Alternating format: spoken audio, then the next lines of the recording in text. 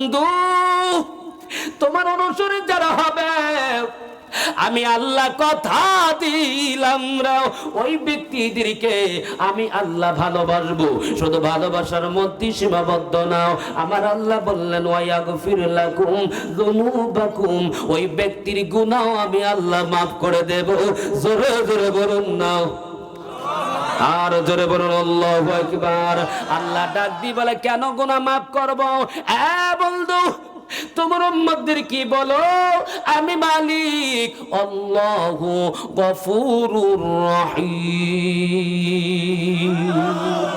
আল্লাহ হলো ক্ষমাশীল, পরম দয়ালু। সন্দেহ আছে?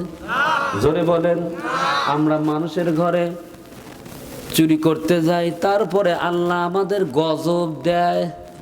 কথা বলেন, গজব দেয়। বোঝা যায় আল্লাহর অনুগ্রহ আমাদের উপর সব সময় বর্ষিতই হয়।